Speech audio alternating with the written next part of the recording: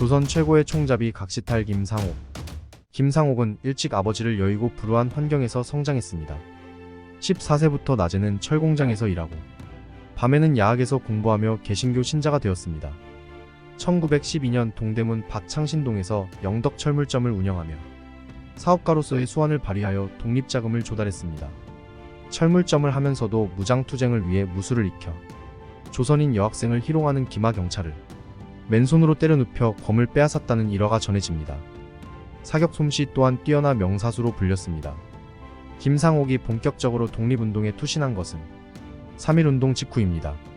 1919년 4월 동대문 교회 안에 있던 영국인 피어슨 여사의 집에서 혁신단이라는 비밀결사를 조직하고 그해 12월에는 암살단을 조직하여 일본 고관 및 민족 반역자에 대한 응징 및 척사를 시도했습니다. 특히 1920년 4월에는 한운, 유장렬 등과 함께 전라도 지방에서 친일 민족 반역자들을 총살했습니다. 1920년 8월 24일에 미국 의원단이 아시아를 시찰하는 길에 한국을 방문한다는 소식이 들려왔습니다. 그해 5월부터 김상옥은 김동순, 윤익중, 신하수, 서대순 등과 함께 미국 의원단을 환영하기 위해 나오는 사이토 마코토 총독과 일본 고관들을 암살하는 계획을 추진했습니다. 하지만 거사 계획은 일본 경찰에게 탐지되고 맙니다. 동지들이 체포되자 김상옥은 단독으로 거사를 추진하려 했으나 여의치 않자 10월 말 상하이로 망명했습니다.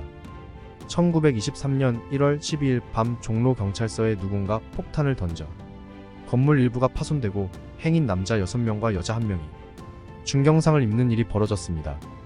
5일 후인 1월 17일에 일본 경찰은 김상옥이 폭탄을 투척한 사실을 알아내고 그의 은신처를 추적했습니다. 1월 17일 새벽 3시 20여 명의 무장경찰이 김상옥이 은신하고 있던 그의 매부 고봉근의 집을 포위했습니다. 고봉근의 행랑방에 들어 살던 여자가 종로경찰서에 있는 친정오빠에게 밀고 한 것이었습니다. 은신처가 탄로나자 김상옥은 단신으로 두 손에 권총을 들고 총격전을 벌였습니다. 종로경찰서 유도사범이며 형사부장인 다무라를 사살했고 이마세와 우메다 등 몇 사람에게 중상을 입힌 뒤 추격하는 일본 경찰에게 사격을 가하면서 지붕을 건너다니며 도주했습니다. 금호동 안장사에 잠입한 김상옥은 스님에게 승복과 집신을 빌려 변장하고 산을 내려왔습니다. 18일에는 이모 집에서 유숙하고 19일 새벽에 삼엄한 경계망을 피해 효제동 이해수의 집에 은신했습니다.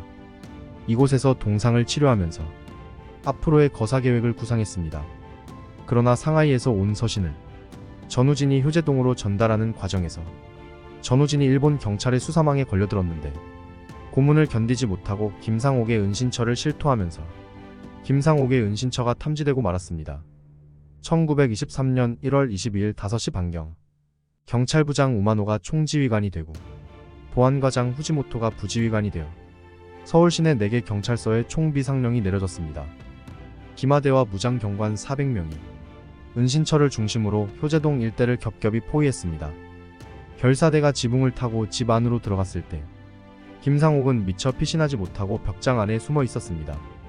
구리다 경부가 방으로 들어와 벽장 안을 열어젖히는 순간 김상옥은 구리다를 사살하고 벽장 담을 뚫고 순식간에 옆집으로 피신했습니다. 이때 겁에 질린 집주인이 소리를 지르며 저항하자 다시 담을 넘고 담벼락 뒤에 몸을 숨긴 채 권총 2자루로 3시간 반 동안 총격전을 벌였습니다.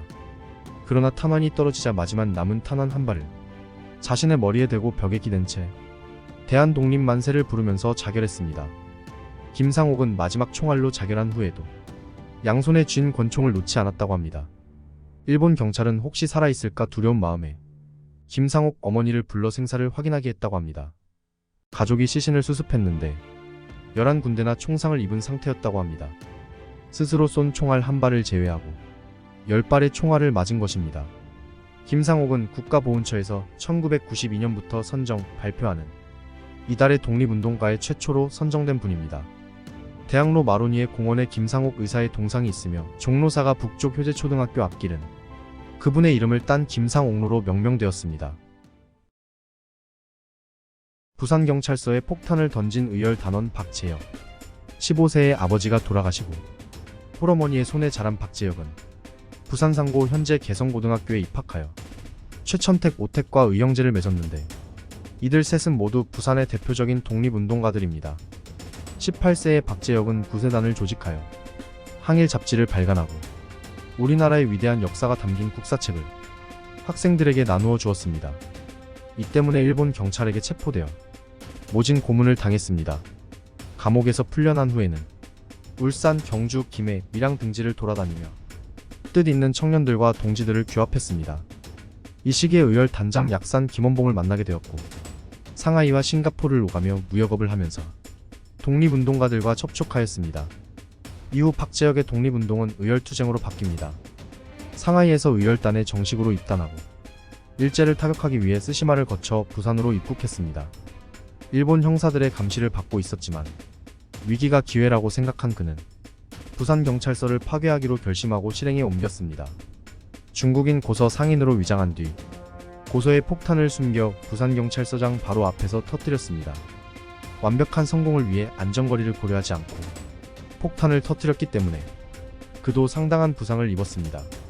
잔혹했던 식민통치기관인 부산경찰서, 수많은 독립운동가들을 고문했던 경찰서 수뇌가 그 자리에서 폭사했습니다. 박재혁은 경찰에 체포되어 모진 고문을 받으면서도 사주한 사람도 없고 누구와도 공모하지 않았다고 주장했습니다. 그러나 일본은 의열 단장 김원봉을 잡기 위해 이 사건을 김원봉의 사주로 밀어붙였고 조금이라도 연관성이 있는 독립운동가들을 잡아들여 혹독한 고문을 했습니다. 그러나 박재혁은 끝까지 그 누구도 배신하지 않았고 결국 그를 제외한 다른 사람들은 증거불충분으로 풀려났습니다. 1920년 11월 2일 박재혁은 사형 선고를 받았습니다. 사형이 선고되고 나서 최천택이 면회 갔을 때 박재혁은 이렇게 말했습니다. 내 뜻을 다 이루었으니 지금 죽어도 아무 한이 없다. 외놈 손에 사형당하기 싫어 단식 중이다라고 말하며 최천택이 가져간 달걀 꾸러미를 도로 내주었다고 합니다. 그리고 6일 뒤 박재혁은 서거하셨습니다. 당시 이 사건은 신문에 대서특필되었으며 그의 시신을 운반했던 부산역에는 수많은 부산 시민들과 독립운동가들이 집결하여 그의 죽음을 애도하며 눈물을 흘렸습니다. 박재혁의 부산경찰서 폭파 사건은 항일 의열투쟁의 시발점이었습니다. 뒤이어 의열 단원들은 마치 기다렸다는 듯 또는 복수라도 하듯 일제 수탈기관을 폭파했습니다. 이 때문에 일제는 의열단이라는 이름만 들어도 가슴을 졸였습니다. 당시 의열 단장 김원봉에 걸린 현상금이 요즘 돈으로 200억 원이었다고 하니 의열단이 일제 준 공포가 어느 정도였는지 헤아릴 수 있습니다. 노블레스 오블리주 조국을 위해 기득권을 버린 이회영 가문. 이회영은 오성과 한음의 이야기에 나오는 이항복의 11대 후손이고 당시 10대 부자 안에 들었던 명문가 출신입니다. 그런 이회영과 그의 형제들의 삶은 한국판 노블레스 오블리주의 본보기입니다. 과감하게 기득권을 버리고 높은 지위에 걸맞는 사회적, 도덕적 책무를 다한 집안이기 때문입니다. 이회영을 포함한 6형제 중 5형제가 순국했으며 전 재산을 급매하여 독립자금으로 사용했습니다. 이회영은 가족들을 이끌고 만주로 가서 신흥무관학교를 세웠습니다. 이곳에서 3,500명의 독립군 간부를 길러냈으며 이들에게 학비와 식비를 무료로 지원했습니다. 또한 이회영이 압록강을 건너 만주로 갈 때 뱃사공에게 거금을 주며 앞으로 조선의 수많은 청년들이 뜻을 품고 이 강을 건널 것이니 그들을 도와달라고 당부했습니다. 1910년 일본이 한국을 강제 병합하자 이회영의 형제들은 나라의 국운을 상의하기 위해 한자리에 모였습니다. 이 모임에서 그들은 만장일치로 전 재산을 팔아 조국의 독립을 위해 쓰기로 결정합니다. 6형제 가운데 한 명도 이 결정을 반대하지 않았습니다. 오늘로 치면 2조 원이나 되는 돈을 전부 독립운동을 하는데 쓰기로 결정한 것입니다.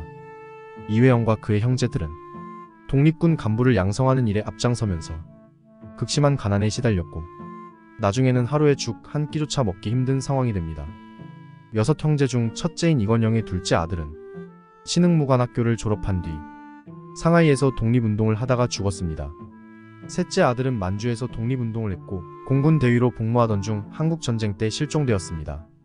재산이 가장 많았던 둘째 이성영은 신흥무관학교와 경학사 그리고 망명한 독립운동가들이 생활비를 지원하다 상하이에서 굶어 죽었으며 그의 장남은 밀정 김다라와 박용만을 암살하는 등 독립운동에 전념하다 20대 나이에 사망했습니다. 셋째 이철영은 영양실조로 인한 지병으로 사망했고 넷째 이회영의 셋째 아들은 친일파 암살 사건으로 일경에 체포되어 13년 동안 감옥살이를 했습니다. 만주와 베이징에서 독립운동을 하던 여섯째 이호영은 두 아들과 함께 실종되었습니다. 여섯 형제 중 유일하게 이시영만이 해방 후 고국으로 돌아올 수 있었습니다. 이시영은 대한민국 임시정부에 참여했으며 해방 후에는 부통령을 지냈습니다. 그러나 이승만 대통령의 독재에 반대하여 부통령직을 사임하였습니다. 이회영은 명문가 출신임에도 불구하고 모든 사람은 평등하고 자유롭다는 아나키즘 사상에 심취하여 임시정부 수립에 대해서는 회의적인 시각을 가지고 있었습니다.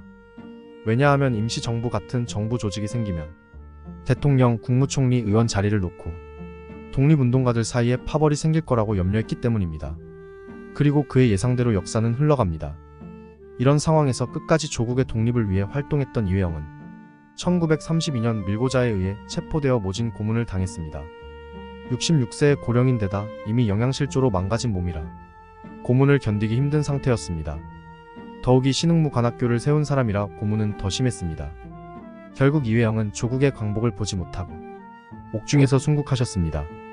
생과 사는 다 같이 인생의 일면인데 죽음을 두려워해서야 무슨 일을 하겠는가. 이루고 못 이루고는 하늘에 맡기고 사명과 의무를 다하려다가 죽는 것이 얼마나 떳떳하고 가치 있는 일인가? 라는 말씀을 남기셨습니다. 국가보훈처에 등록된 독립운동가 2만여 명. 그중 서거일이 알려진 독립운동가는 207명입니다.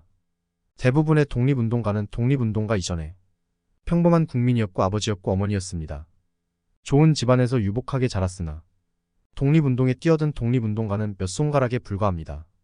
이회영, 이상용, 허위선생 등이 그런 분들입니다.